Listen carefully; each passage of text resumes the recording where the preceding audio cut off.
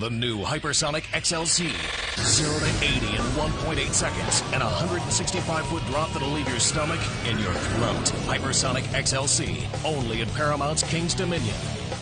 The Paramount era at King's Dominion was a defining chapter in the park's history.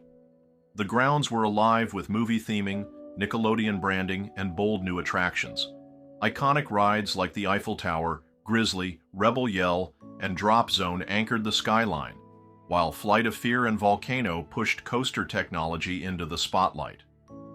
Families gravitated toward Nickelodeon Central, while thrill seekers lined up for the next leap in innovation. That leap arrived in 2001 with Hypersonic XLC, but its story had begun well before. Back in 1999, S&S Worldwide constructed a prototype at their Utah facility called the Thrust Air 2000. Featuring a one-of-a-kind compressed air launch, it rocketed trains into a 170-foot top hat, using rubber tires instead of the traditional polyurethane wheels to cut noise and add smoothness. Originally bound for California's Great America, the project was shelved until King's Dominion took the gamble of making the prototype a permanent installation. Unlike most coasters constructed from the ground up, Hypersonic was dismantled, shipped across the country, and reassembled in Virginia, which opened to the public on March 24, 2001, the first day of the season. On paper, it was groundbreaking, the world's first compressed air launch coaster, catapulting riders from 0 to 80 miles per hour in under 2 seconds. The launch fired trains skyward into a vertical tower, cresting before plunging into a beyond vertical dive. It was marketed as nothing less than the future of thrills. For a brief moment, King's Dominion stood unmatched. With Hypersonic XLC, Volcano, and Flight of Fear, the park proudly wore the crown of launch coaster capital of the world. No other destination offered as many record-breaking ways to launch into speed. That same year, however, Fuji-Q Highland in Japan debuted Dodonpa, a rival launch coaster that pushed acceleration to even more extremes. Together, the two coasters marked a new global race toward faster, fiercer launches. But being first came at a cost. Hypersonic's pneumatic system was powerful yet fragile, plagued by frequent breakdowns and extended downtime. And much of the trouble started with the trains themselves. The first-generation train's rubber tire design quickly wore out under daily use. Maintenance crews had to change or repair the tires frequently. This dramatically increased operating costs and caused significant downtime for the ride. By 2002, the park rolled out redesigned trains, hoping to fix the problem. But the issues didn't vanish. The new trains still suffered from reliability failures and roughness, and a third iteration followed later in its lifespan. Yet every redesign faced the same uphill battle. The trains simply weren't built to handle the grind of a busy amusement park. Small capacities, slow loading, and constant repairs sealed Hypersonic's reputation as one of the least reliable attractions in King's Dominion history. Still, those who did ride never forgot it. The raw, unrelenting launch force pinned riders into their seats like nothing else in the world.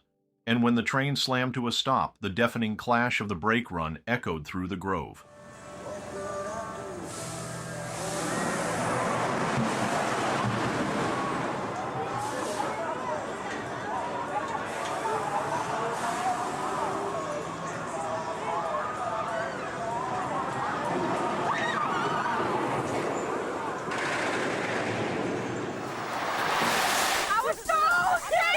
Scared the living mess out of me. I think I peed in my pants. I had an instant facelift. Very scary. It's awesome. That was awesome. That was very cool. So fast. Okay. When you first launch and you get pinned back, It's just like... no one can just turn up 90 degrees. It just comes straight down. You think you're going to go right off the edge. Ooh, that's the adrenaline rush. It left your stomach up there. My stomach is still up there. It was good. You go really, really fast and go up, and you can see the whole park going down. It was way extreme. I'm talking about like... Breathtaking. Insane.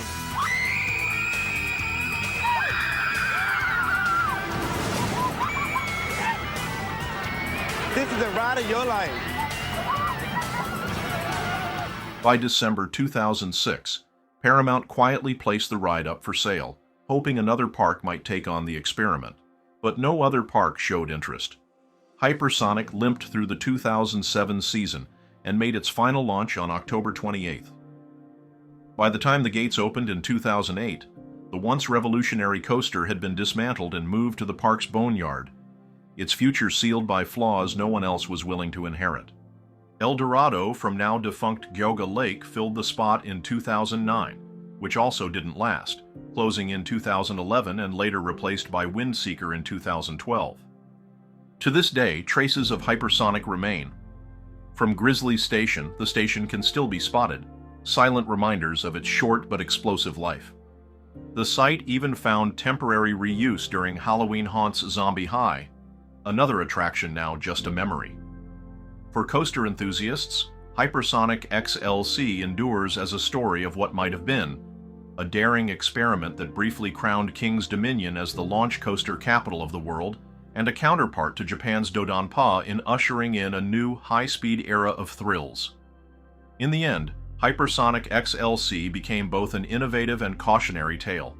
It showcased Paramount's willingness to gamble on groundbreaking technology, but also underscored the risks of putting a major prototype into daily operation.